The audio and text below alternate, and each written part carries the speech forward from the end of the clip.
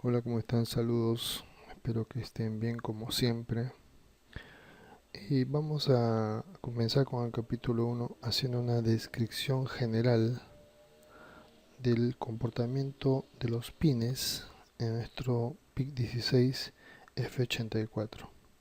Por este lado tengo el circuito integrado mostrando todos sus pines. Es un diagrama de pines en el cual vamos a resaltar dos cosas.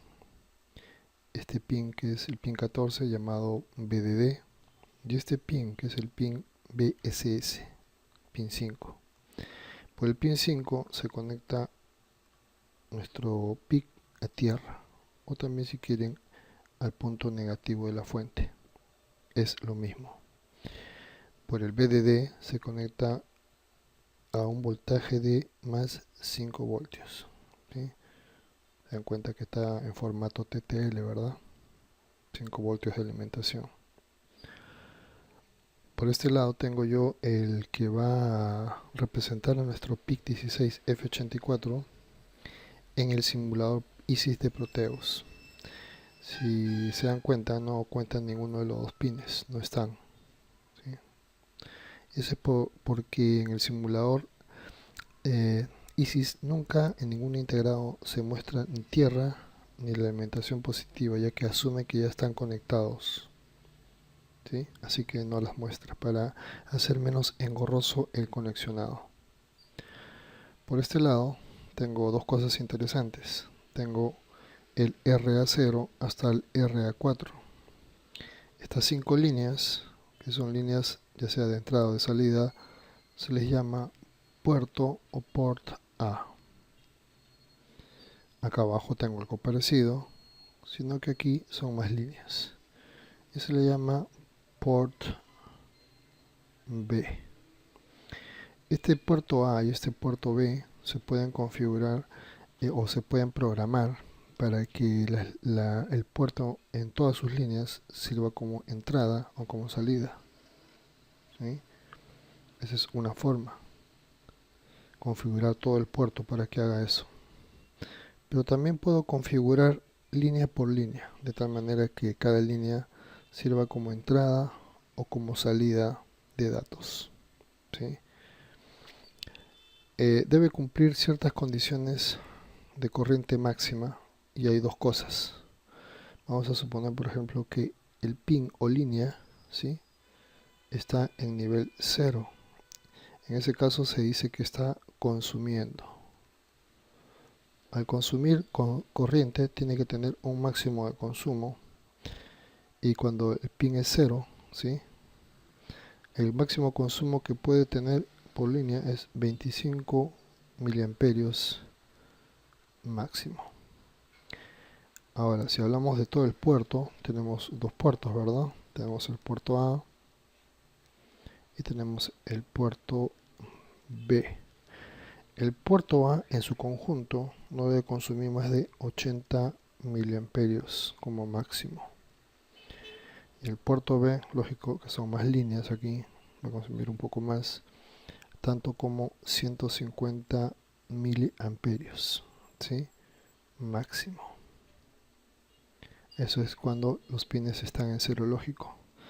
Ahora, cuando los pines están en 1 lógico, tenemos lo siguiente. Cuando el pin está en 1, es decir, está entregando corriente, el consumo no debe exceder de 20 miliamperios, ¿sí?, como máximo. Y como puerto, si hablamos de todo el puerto, ¿ya?, el puerto A no debe consumir más de 50 miliamperios como máximo.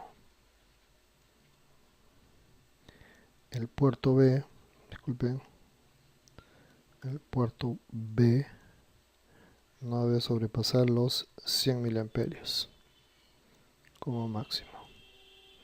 Estas son las condiciones de corriente entonces que yo debo de cumplir para que nuestro circuito integrado no se vaya a quemar, no tenga problemas de calentamiento.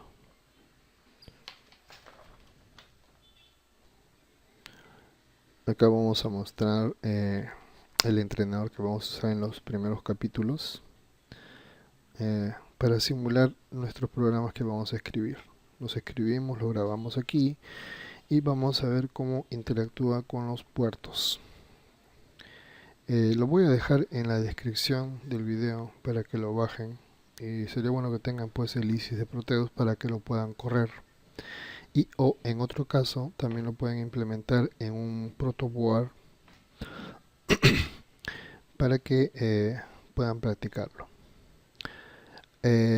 Vamos con los puertos. Entonces, por ejemplo, con el puerto A, vemos acá las 5 líneas están conectadas a un bus, ¿sí? En este caso tenemos 2 buses, sería el bus de arriba. Este bus de arriba está conectado a 2 conjuntos de líneas. Primeramente, este conjunto de acá, ¿sí? Lo reconocemos por las letras, ¿no? RA0 es este mismo punto, RA1 es el mismo punto de acá, y cada uno de los nombres corresponde con cada uno de los nombres de nuestro port A. En este caso, las líneas del port A están conectadas por medio de una resistencia de 10 kilo ohmios, ¿sí? A un punto de 5 voltios positivo, ¿sí? Por otro lado, en este conjunto de líneas, las mismas líneas del puerto también están conectadas ahora por intermedio de un switch a tierra. Quiere decir que si yo en un determinado momento tengo el switch abierto, es decir, esto está cortado como si no estuviera, ¿sí? Mi única conexión va a ser por acá, y voy a conectarme por medio de la resistencia hacia el voltaje de 5 voltios, es decir, que voy a ingresar un valor lógico 1. Por otro lado, si el switch estuviera cerrado, ¿sí? La conexión se hace a tierra directamente a la línea, es como si este punto de acá estuviera conectado a tierra, ¿sí? Y entre tierra y una conexión que pasa por resistencia de 10.000 hacia positivo, pues este punto es como si estuviera a tierra. Quiere decir que las líneas del puerto A se pueden conectar ya sea a tierra, ingresando cero lógico, ¿sí? O abriendo el switch y conectándolo a un 1 lógico, ¿sí? Es decir, que estoy ingresando unos o ceros por este puerto A. Por el puerto B, lo estoy tomando en este caso como salida. Si ustedes se dan cuenta, también tiene 2 conjuntos de líneas conectadas.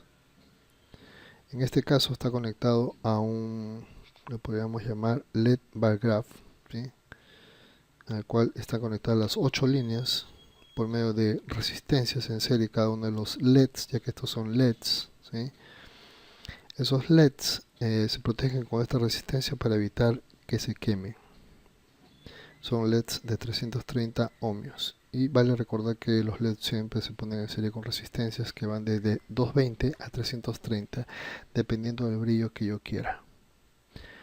Esto se conecta a tierra, ¿correcto? Es decir, por este lado está el cátodo, y se va a encender cada vez que haya un alto aquí en las salidas de nuestro puerto B.